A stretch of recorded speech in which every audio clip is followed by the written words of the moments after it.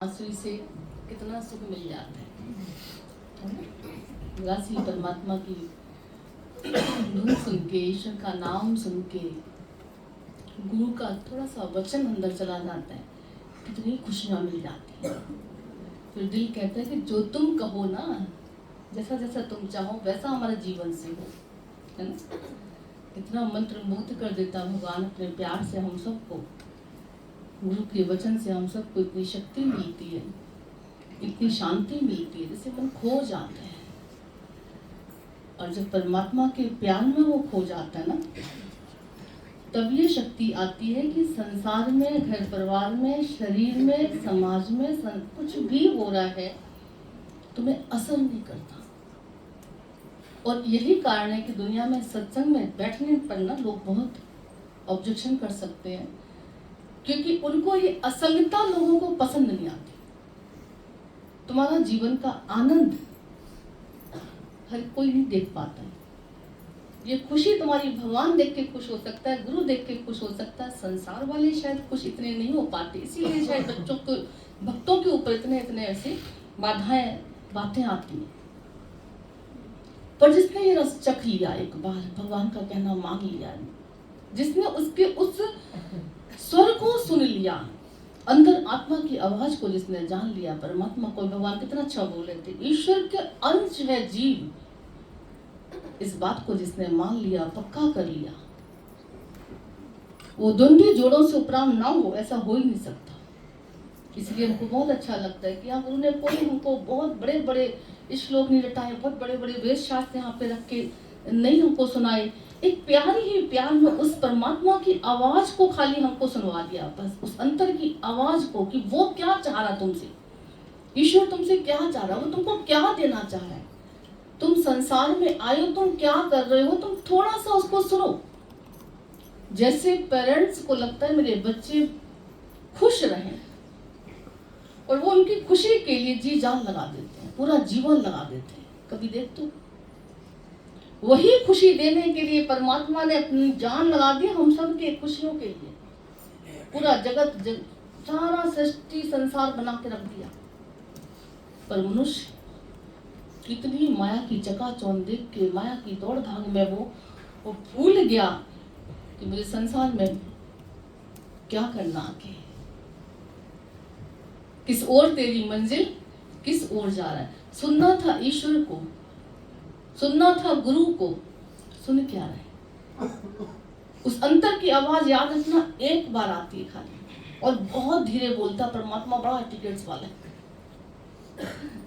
बहुत धीरे से बोलते हैं लोग, बहुत धीरे जो बात करते हैं, कम बात करते हैं, बड़े टिकट्स में आते हैं, है ना। आत्मा की आवाज भी कभी देखता बहुत धीरे से बोली जाती है, और हर किसी के अंदर बोलता परमात्मा, हर किसी के अंदर। तुम जरा कुछ भी गलत करते हो ना, कुछ भी गलत करते हो, कहीं भी गलत जाते हो, कुछ भी गलत सोचते हो, कुछ भी गलत देखते हो, हमेशा याद रखना, एक आवाज तुम्हारे जरूर धीरे से बोली जाती होगी, सुनाई पड़ती होगी तुमको, कि अरे नहीं, गलत है, ये गलत है, क्या कर रहे हैं। वासना के अधीन होके तुम बेशक से उसको स्टॉप कर देते हो, संसार के शोर को सुन के तुम उस आवाज को नहीं सुन पाते हो, पीछे कर देते हो, और फिर मात खाते हो। गुरु हम सबको प्यार से बिठा के यहाँ उस जो शोर हो रहा संसार में, उस शोर से हम सबको बचा के शांति में लाना चाहता है। शांति से सत्संग में बिठा के फिर कहता, अब जब शांति वाला वातावरण हो जाता है ना, तो इसमें थोड़ी सी कोई पदचाप भी हमने देखा कि वो डिस्टर्ब करने लग जाती है ना। पिन ड्रॉप साइलेंस, लोग कहते हैं सत्संग कैसा है, यहाँ तो कोई शोर शराबा नहीं है, यहाँ तो कोई ऐसा नहीं है, यहाँ तो सब सुनते हैं चले जाते हैं। कभी देखो तो बेशक से गुरु एक समय पर तुम्हें ठीक है नाच गाना जो भी करवा देता है, जो भी खुशियाँ तुमको ऐसे दे देता है, पर हकीकत में वो तुमको अंदर से शांत करना चाहता है। और जिस दिन तुम अंदर से धीरे धीरे शांत होने लग जाते हो, तुमको परमात्मा की आवाज क्लियर सुनाई पड़ती है, इस ओर चलो, इस ओर चलो, ये आप इशारा होता है। कितनी बड़ी बात है। सत्संग बैठ के बच्चे कहते हैं, बड़े कहते हैं, सब कहते हैं जैसे कि पहले हम इतनी गलतियां करते थे, इतनी गंदी सोच रखते थे, पर आज धीरे धीरे धीरे धीरे हमारे अंदर से वो सफाई होनी शुरू हो गई है। हमको सही और गलत का पता चलने लगा है, हमको ईश्वर का दर्शन हर जगह दिखने लगा है। हर जगह भगवान है, हर रूप में भगवान है, और गुरु रूप में हम सबको जो मिला है भगवान, तो कितना आसान हो गया हम सब के लिए जीवन में कि आज उसके कहने से जब हम चलते हैं। एक बार ठीक है, हम परमात्मा के अंदर निराकार की आवाज नहीं सुन पाते, नहीं सुन के चल पाते, उसके ऊपर सुन भी लेते तो नहीं चल पाते, पर कैसे गुरु के प्रेम में हम सब जब बैठते हैं तो निराकार साकार की दोनों की आवाज एक हो जाती है। और जब साकार कुछ बोलता है तो उसके प्यार में जब हम उसको सुनने लग जाते हैं, तो आज कितनी बड़ी बात है। ये आसान नहीं है, बोलना भी आसान नहीं है कि गुरु ने हमको द्वैत से ऊपर कर लिया। अब शरीर से कितने भी कष्ट आ रहे हैं, शरीर में कितने भी कष्ट आ रहे हैं, असर नहीं कर रहा है। घर में हालातें कैसी भी आ रही हैं, हमको असर नहीं कर रही हैं।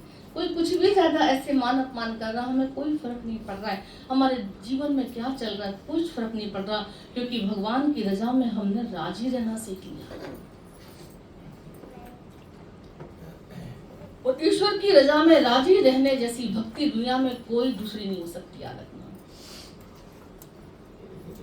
जिसने अपने को परमात्मा की रजा में राजी करना सिखा दिया ना, दुनिया में उसके लिए कोई दुख बना ही नहीं है। जैसे जिसने ये मान लिया कि ईश्वर जैसा हितैषी, गुरु जैसा हितैषी भी दुनिया में मेरे लिए कोई नहीं हो सकता, तो उसकी तरफ से आया हुआ कुछ भी तुम बुरा कह नहीं सकते, देख नहीं सकते उसमें से। तुमको लगेगा भगवान इसमें मेरी भलाई है, इसमें मेरी भलाई है। आज यहाँ बैठ के एक एक के लिए हम गारंटी लेते हैं कि जितने भी तुम्हारे जीवन में दुख आए होंगे, कलेश आए होंगे, कोई भी पीड़ा बाधाएं आई होंगी, आज हर दुख में कहीं ना कहीं तुमने कुछ अच्छा ढूंढ लिया होगा, निकाल लिया होगा, कुछ और ज्ञान का अनुभव पक्का कर लिया होगा, कुछ और परमात्मा की तरफ कदम अपने बढ़ा लिए होंगे, कुछ और सत्य को जान लिया होगा। कितनी बड़ी भयानक। गुरु भी हम सबको रोज कहता है, आओ सत्संग में, बैठो सत्संग में। सत्संग जैसी शांति कहीं नहीं। भले यहाँ पे ढोल नगाड़े बज जाते हैं, भले यहाँ पे नाचना गाना भी कभी हो जाता है, भले सब नाचते कूदते भी कुछ भी कर लेते हैं, ऐसे होते होते होते होते अंदर से देखो तो सब शांत अंदर हुए पड़े। और गुरु जी कहते थे कभी तो ठीक है, जैसे कभी होता ना कि भाई ठीक है, हम नचा भी देते हैं, तो बुलवा भी देते हैं, तो गवा भी देते हैं, कुछ भी कर लेते हैं। तो गुरु जी से किसी ने कहा, गुरु जी सत्संग तो आपका बहुत ऊंचा अद्वैत वाला है, और आप ये क्या बच्चों को ऐसे करते रहते हो? कोई भी नाचने लग जाता है, कोई भी गाने लग जाता है, कोई भी सजधज के ऐसे आके बैठ जाता है। तो भगवान इतना अच्छा बोलते थे। बोला जैसे शादी में जो घोड़ी ली जाती ना, तो उसको आदत हो जाती है कि जब तक उसके सामने कोई नाचेगा नहीं, अब किसी को नाचना आए चाहे ना आए, सब खड़े हो जाते हैं, वो जीजा फूफा मौसा सब। और डांस देखा करो जब शादी का, क्या गजब का डांस होता है, नागिन डांस और पतंग डांस और पता नहीं कौन कौन से डांस। और एक बार वो घोड़ी किसी पीछे तांगे वाले में लग गई। अब तांगे वाले में घोड़ी लग गई, घोड़ी हिले ही ना।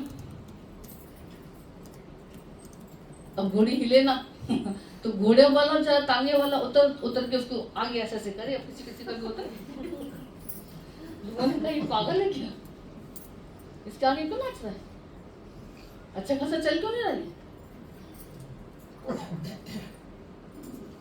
तो बाद में पता चला, उसने बताया भैया ये गलती से घोड़ी बारात वाली आ रही है, जब तक इसको नचाएंगे नहीं, घुमाएंगे नहीं, इसको दिखाएंगे डांस अपना, तब तक ये बढ़ेगी।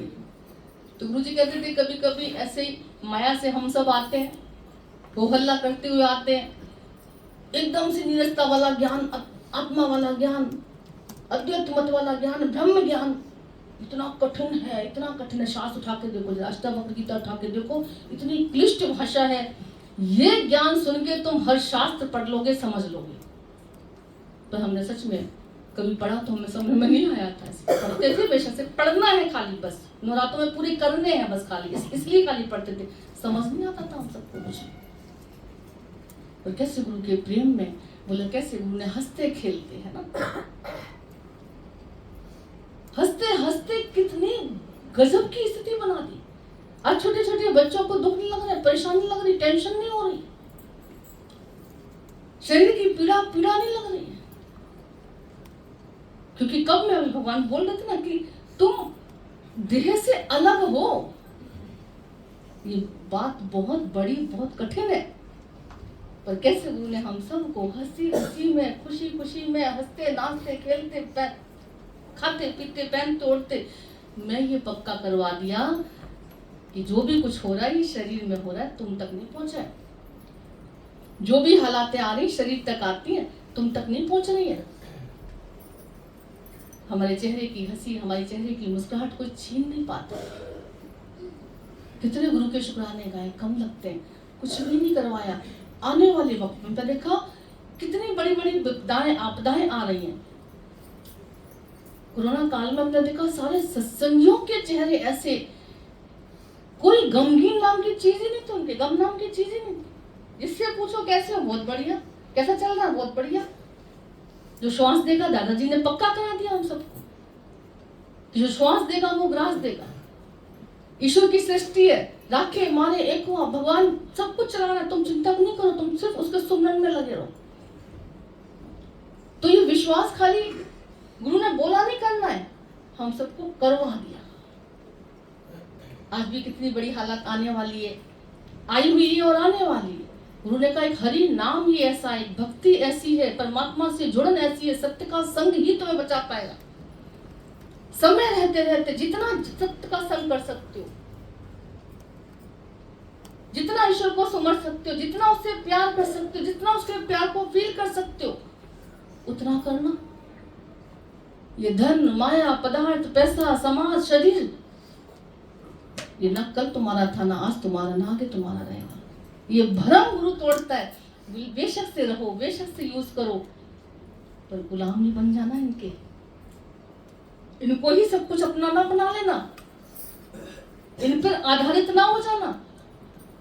तुम्हारा आधार सत्य होना चाहिए, तुम्हारा आधार भगवंत होना चाहिए, तुम्हारा आधार गुरु का वचन होना चाहिए। जिसने सत्य का आधार लिया है ना,